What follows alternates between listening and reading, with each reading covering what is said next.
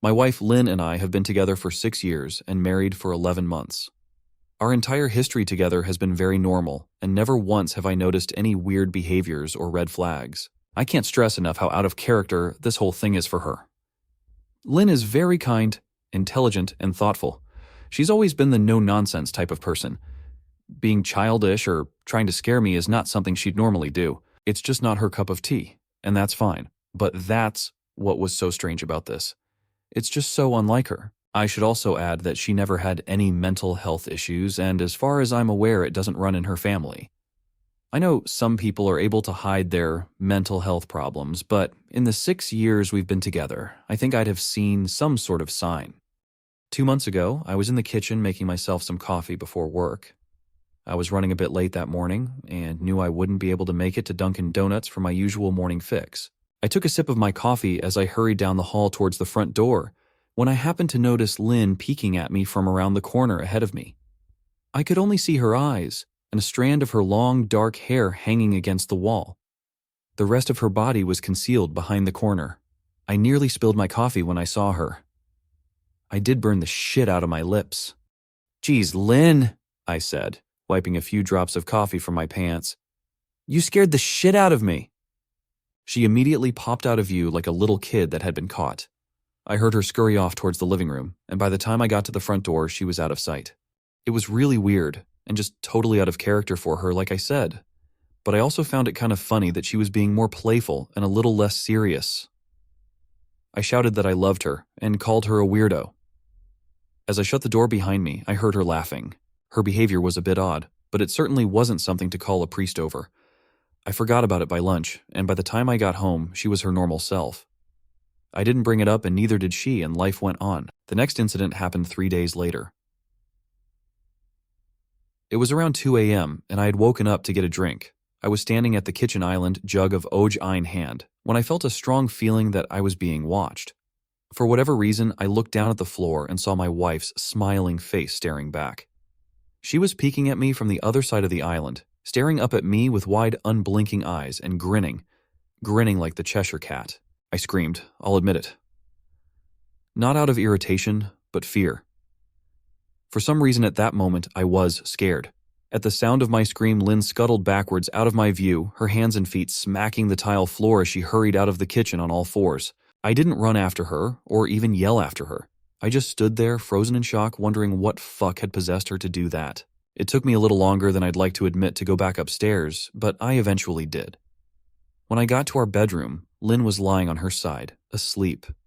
Or at least pretending to be. I stood there for a while, watching her breathing to be sure she really was asleep. I had the feeling she might jump out at me the moment I got into bed, but she didn't. I climbed into bed and she didn't even move. Her breathing was soft and deep, and I was starting to wonder if I dreamt the whole thing. The next morning I waited for her to come down for coffee, and after handing her a mug and kissing her cheek, I decided to ask her about it. "What was that about last night?" I asked, keeping my tone light so I didn't offend or embarrass her. She frowned over her cup of coffee, shaking her head like she had no clue what I was referring to. "You were peeking at me again. From over there," I said, pointing to the spot on the floor by the kitchen island. She followed my gaze, and when she looked back at me, she burst out laughing. She laughed so hard that I couldn't help but join her. "You creep me the fuck out sometimes, you know that?" I said. She giggled and set her cup on the counter and wrapped her arms around my neck. "You creep me out all the time, so I guess we're even." We said our goodbyes and left for work. As I drove, I kept thinking about how creepy it had been seeing her grinning at me from behind the island like that, the sounds her hands made on the floor as she crawled away. I told myself she was just trying to be silly, just trying to join me in my love for horror. It's not like I was afraid of her. But it still didn't sit right with me. I started seeing her peeking at me more and more. Sometimes she'd be peeking out from behind the couch or living room curtains. Once, she even managed to get inside her grandmother's old trunk that sits at the foot of our bed. I might not have even known she was there at all had the trunk's old hinges not given her away. She'd had the lid propped up just enough so that only half of her face peeked through. She'd been grinning like an excited toddler. It was unnerving. I didn't even know what to say to her. All I could do was stare. When I finally found my voice, I asked her why on earth was she doing this. She didn't answer, but she'd slowly closed the lid, shutting herself inside the trunk. I just walked away, feeling disturbed. I didn't understand why she was doing it, but it clearly made her happy. I just hoped she would tire of the game quickly. Lynn didn't peek at me for the next 2 weeks. I started to think she was done with her weird prank, and I was relieved. We were watching a show on Netflix one night, and I jokingly said that I hadn't seen her peeking at me lately and that she must have given up on her spy game. She looked up at me with a small smile and said, "Maybe I've just gotten better at it." I didn't say anything, but I wondered whether or not she was joking. For the next few days, I couldn't stop thinking about what she'd said. Was she still peeking at me when I wasn't looking and I just hadn't noticed? And if so, what the hell was she getting out of this? I started to feel paranoid, constantly checking whether she was watching from around the corner or behind a door. I was jumpy whenever I was home and she wasn't in full view of me. I felt stupid and a little crazy. But after a few weeks without another incident, I began to relax. I stopped checking behind furniture and walls and told myself it was just a bad memory. Then a few days ago, things got so much worse. Lynn left to go to a friend's, and I lounged on the couch and played a couple games on my laptop. Around 9 p.m., I hopped in the shower, and as I was washing the soap from my hair, I felt that awful feeling that I was being watched. I slowly opened my eyes and almost had a fucking heart attack. Lynn was peeking from behind the shower curtain, her entire head stretched into the shower, leaving just her body outside. Her long dark hair hung against the curtain, the ends dripping with water. Her mouth hung open in a terrible grin, eyes wide and red, as if she hadn't blinked in a while. I screamed and jumped back against the wall. She didn't move, nor did her smile waver. Her makeup ran down her cheeks in 2 black streaks. She looked giddy and completely deranged. I was fucking terrified. We stood like that for a few moments, neither of us saying a word. Finally, after what felt like forever, she slowly pulled her head back out of the shower, and I watched her blurry figure through the curtain as she moved backwards towards the bathroom door. A second later, the bathroom door slammed shut, hard enough to rattle the mirror. I screamed again and jumped out of the shower to lock the door. I stayed inside the bathroom for over an hour. Maybe I overreacted to some of you, but joke or not, I wasn't going to put up with the crazy shit anymore. That's what I kept telling myself as I paced in my bathroom, stopping to listen at the door every few minutes. Suddenly I heard a muffled sound and I pressed my ear against the bathroom door, straining to listen. I couldn't hear anything, but I envisioned Lynn standing on the other side of the door, giggling at her joke. I felt a surge of anger. I was beyond pissed at being made to feel scared in my own house and made to hide in the bathroom for an hour. All for what? Some joke? If it was a joke, it was an awful one. "What the fuck, Lynn?" I snapped. "This shit is getting really fucking annoying." I waited for her to apologize or to call me a jerk, but instead I heard a faint moan. So quiet, I wondered if I heard it at all. And then complete silence. "Lynn?" I called out, not able to even hide the shakiness in my voice. I got no response, just my own heavy breathing. "I swear to God, just fucking stop it." I yelled, pounding my fist on the door. I waited for her to cuss me out, something I would expect from me talking to her like that. I never screamed at her before, but there was nothing. Just the occasional drip from the shower head. I won't deny that I was scared, too afraid to open the damn door and face my own wife.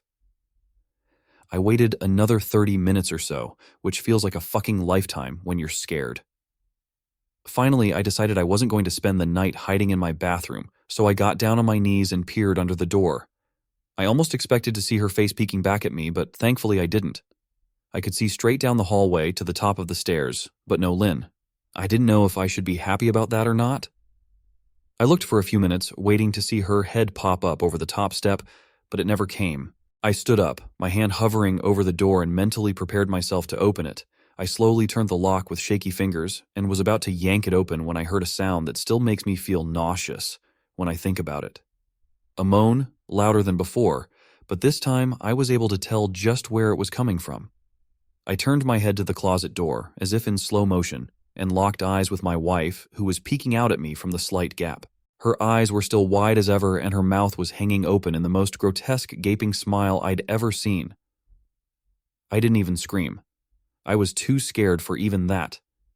Her hands were clasped to her chest, body trembling with sheer delight, as if she could barely contain her excitement.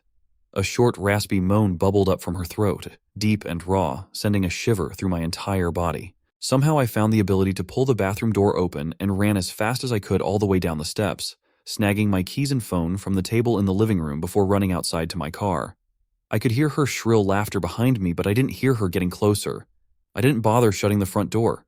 I drove away from the house faster than I legally should have, shivering the entire time, either from fear or the cold, maybe a little of both. I hadn't grabbed a coat or even a pair of shoes. I was still in my boxers and my hair was still damp. I drove straight to my brother Chris's house about 40 minutes away, ignoring any and every call and text I got. I didn't check my phone until I was safely parked in my brother's driveway. Lynn had called 4 times and sent a flurry of texts, all wondering where I had gone and why I left like that. I threw my phone at the dash in a rage, furious at her nonchalant attitude. My brother and his wife were surprised to see me, especially dressed in just a pair of boxers, but told me to stay as long as I needed. Chris lent me some clothes and asked me what happened. I told him Lynn and I had a fight, but didn't get into the details.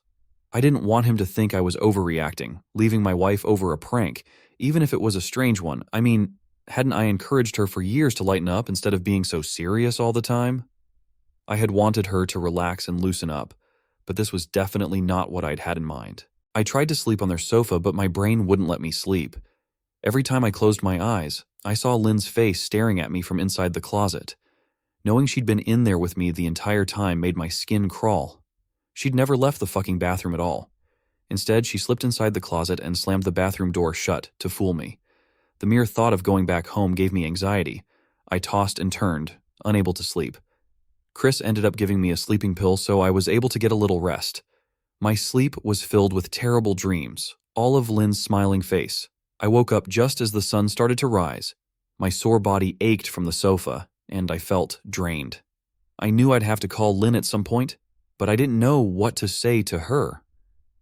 I wouldn't be going home unless she gave me her word she'd never do any more creepy shit. I just wanted my wife back. Her normal, serious self never looked so good to me.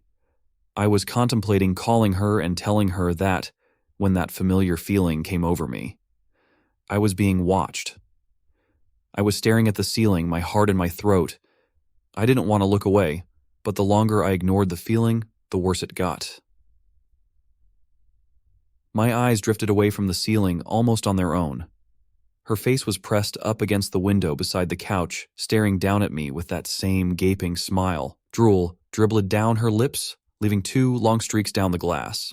I didn't know how long she'd been there, but something told me she'd been there quite a while, possibly all night. I didn't bother screaming, though I was afraid anger trumped any fear I felt at that moment. I jumped up from the couch and pounded my palm against the glass. "Lynn, are you crazy? What the hell is wrong with you? Just go home," I shouted. "Now!" She didn't move, and her ghastly expression never changed. If anything, her smile only grew, as if she had never been more elated.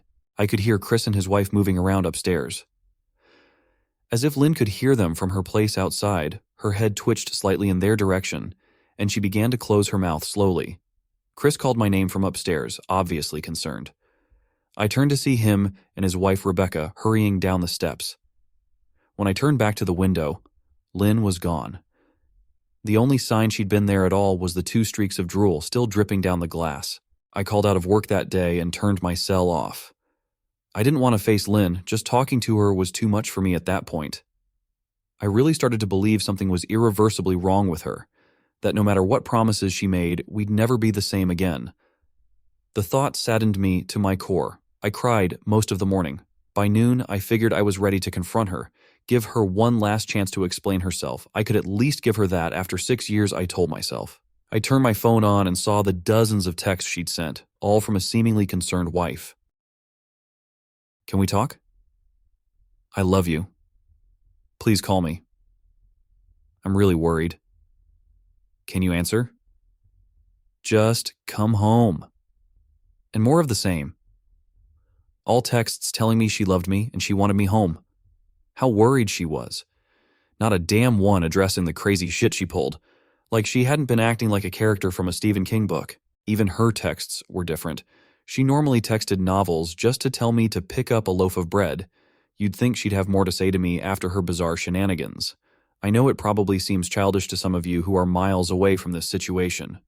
but if you saw the way Lynn had looked at me, how she scampered away on all fours like some wild animal, grinning at me from inside the closet like a lunatic, then I think you'd find my reaction was warranted.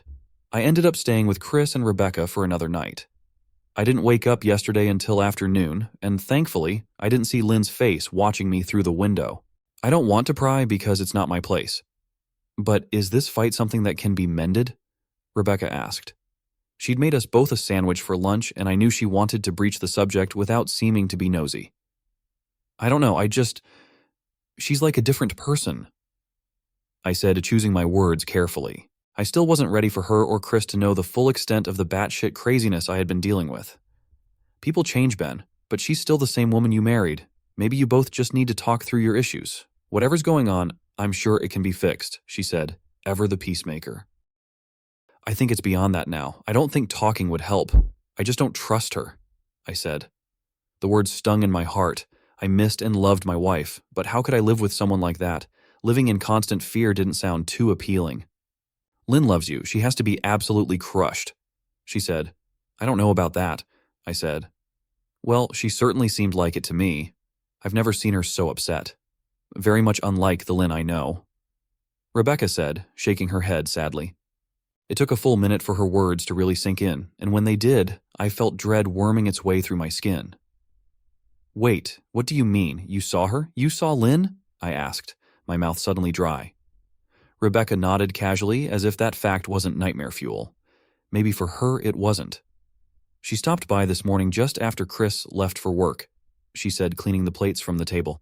I didn't see her car, though. Maybe she took an Uber or something. Beck, what did she say? Did she come inside? I asked, sweat starting to break out on my forehead.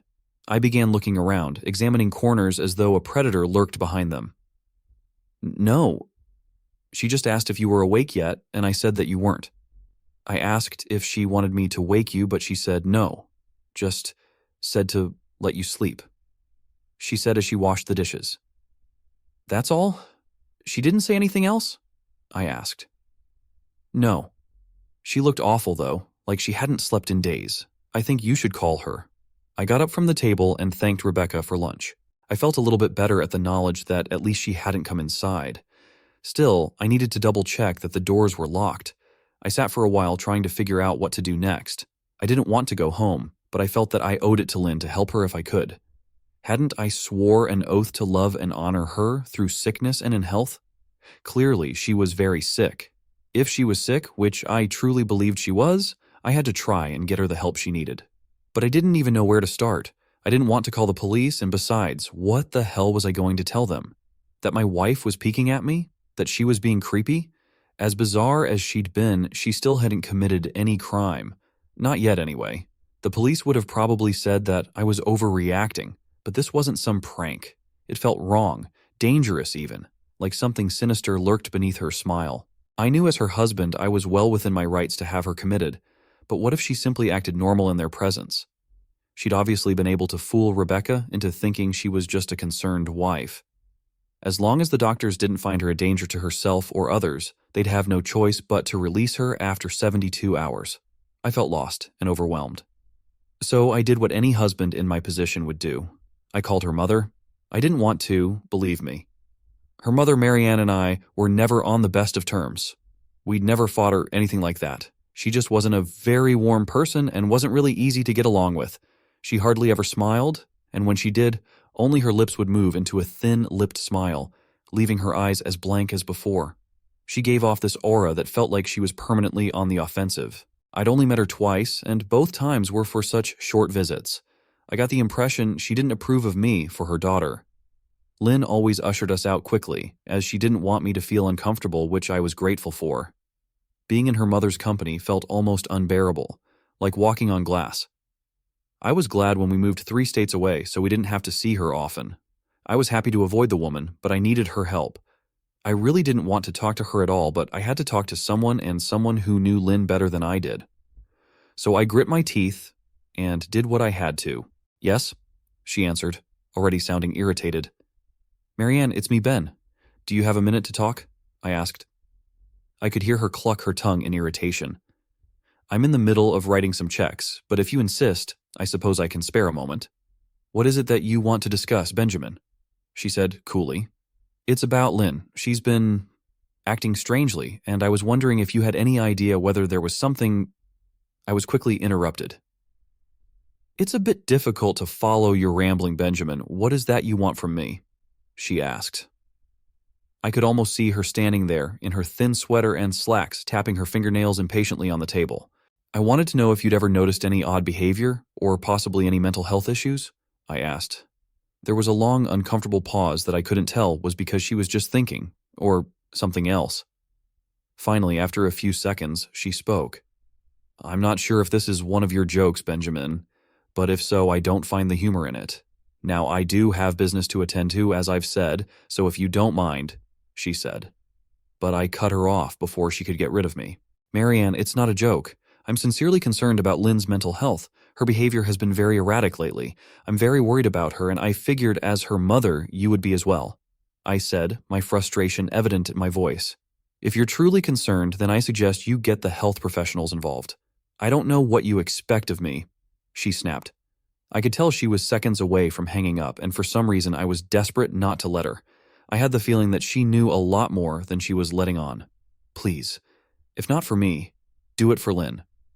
I tried. I heard a faint, shaky intake of breath, as if she were trying to hold her steely persona together, but failing.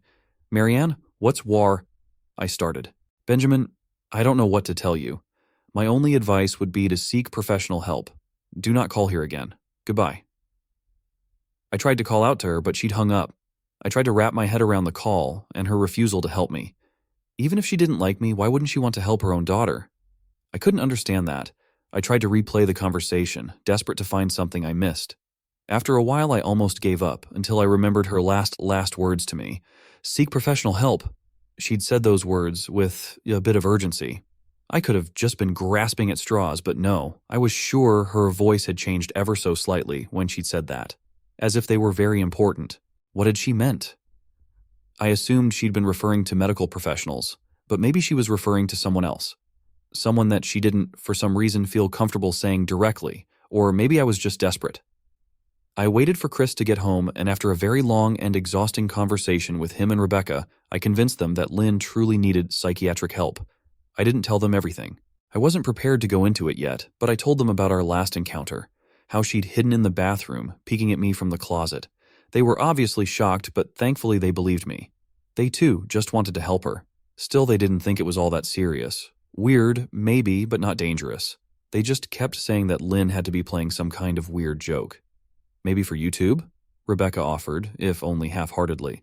Chris didn't think we should involve the police just yet. He offered instead to go with me, and I readily accepted. He reasoned that calmly talking to her, trying to coax her into going willingly, was the best recourse. I agreed to do it his way. At least I wouldn't be going into that house alone. We drove over, this morning, just after breakfast. There was no way I was going at night. When we pulled into the driveway, my stomach began doing somersaults. Her car wasn't there, but I still didn't let my guard down. The front door was ajar, and for a split second I thought we'd see her eyes staring through the gap. I was shaking and starting to sweat. Chris, however, was fine. He waited for me to open the door, his hands in his pockets like he was going on a fucking stroll through the park. I envied his ignorance. I pushed the door open and was immediately hit with the stench of rot. Chris smelled it too, and he walked in the house behind me with his nose scrunched up. What do you guys use to clean the floors around here? Shit? Chris mumbled. Shut up, I said, my eyes darting around for any signs of Lynn. The house was deadly quiet and dark, despite being 10 in the morning. All the curtains were closed up tight, refusing to allow any sunlight inside. If I hadn't left it just 2 days prior, I'd have thought the house to be abandoned. We moved through each room, carefully checking any place that she might hide, occasionally calling her name.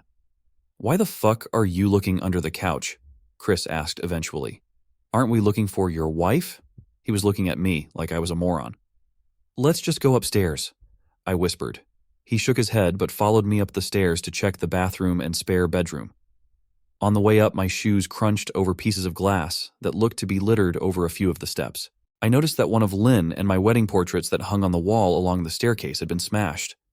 The frame hung crookedly. all the glass removed. I stared at the picture, a lump forming in my throat. We had taken the photo just after leaving the church, after saying our vows. She looked so beautiful in her white gown.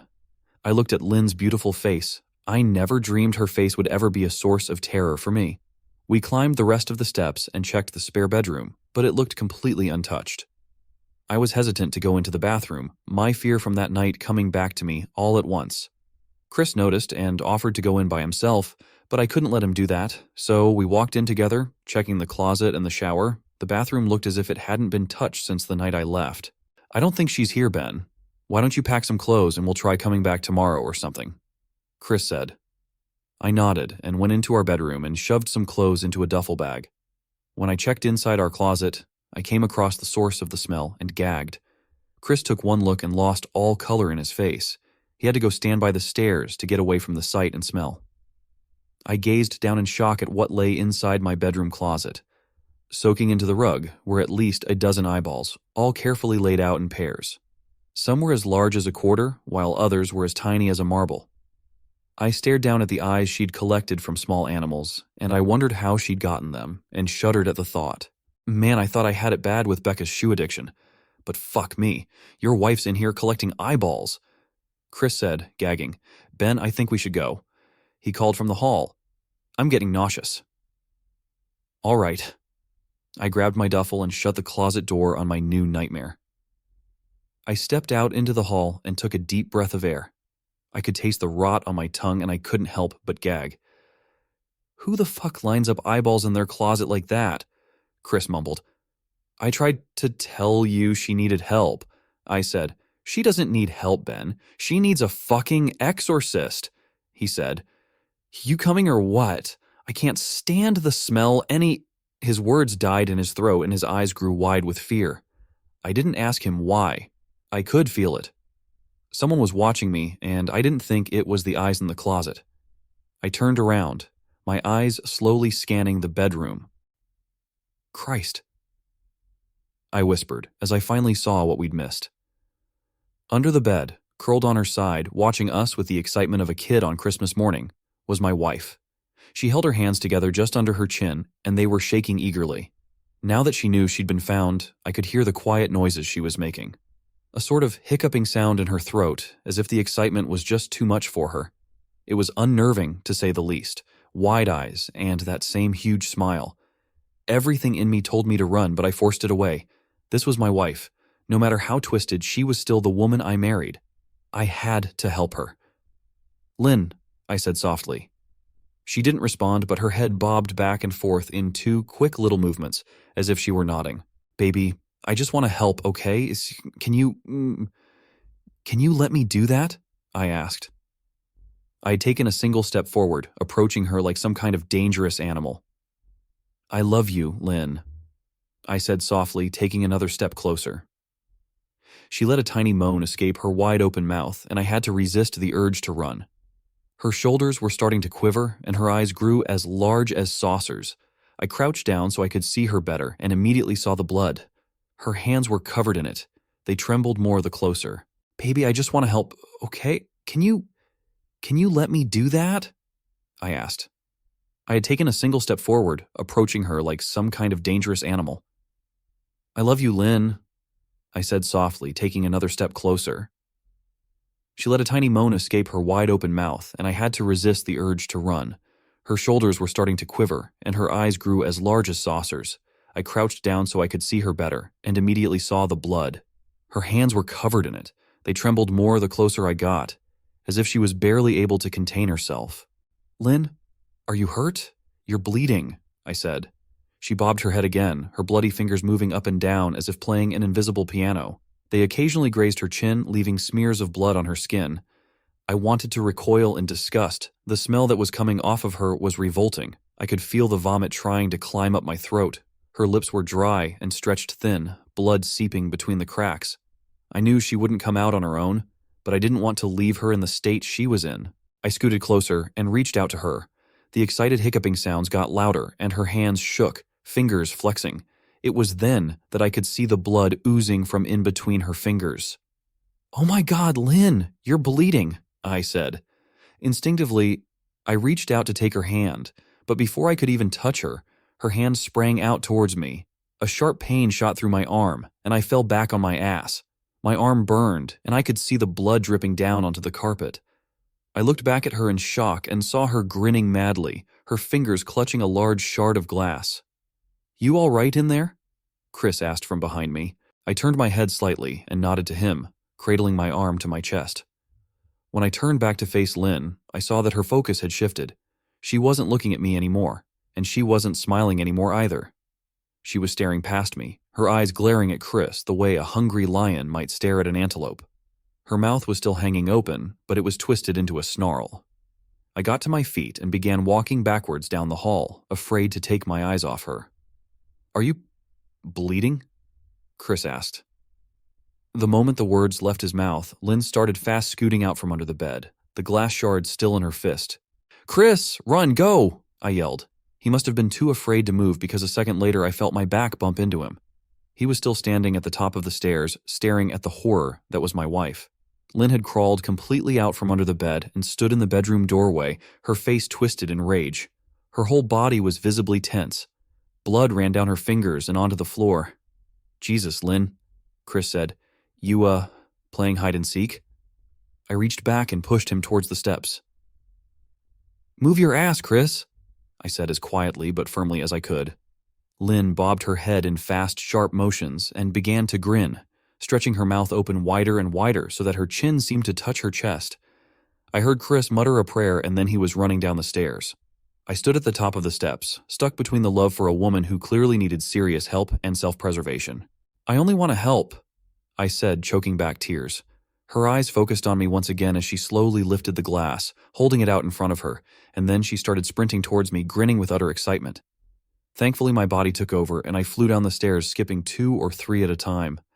I made it to the front door before I felt her leap onto my back, wrapping her arms around my neck, her open mouth next to my ear so that I could hear those terrible hiccuping sounds up close. I shook her off me, knocking her to the floor. I felt a searing pain in my back as she went, but I tore open the front door and bolted to my car. Chris was standing in the front yard, talking on the phone with the police. I didn't say a word. I just ran to my car and jumped in. Chris took the hint and followed me, still on the line with 911. I watched the rearview mirror. Sure, I'd see her there, running after us. But I never did. I went straight to the ER and got 11 stitches in my arm and 3 on my back. The police asked a lot of questions and went back to the house to do a search, but of course, Lynn wasn't there. They advised me to stay with a friend or relative for a while and to file a restraining order as soon as I could. But none of those things would matter. Somehow, I just knew. I dropped Chris off at home and went to a motel in Harway. I wanted to put as much distance between me and Lynn as I could. This is where I've been for the last 4 hours. I thought maybe the police would find her. Maybe they'd get her the help she desperately needs. But now I don't think so. Because 40 minutes ago, I got a text from an unknown number. Just 3 words. "I found you." And a picture attached. The picture was dark and grainy, but I instantly knew what it was. There was no mistaking my wife's eye. I started typing this out immediately after. I don't know what to do. I'm alone and scared, and I can't help but feel that I'm being watched. I hope you enjoyed this story. I know that I enjoyed making it. If you have a story recommendation, let me know in the comments. And don't forget to subscribe because this is the first video and any sign of support is very helpful. And until the next story, have a nice sleep.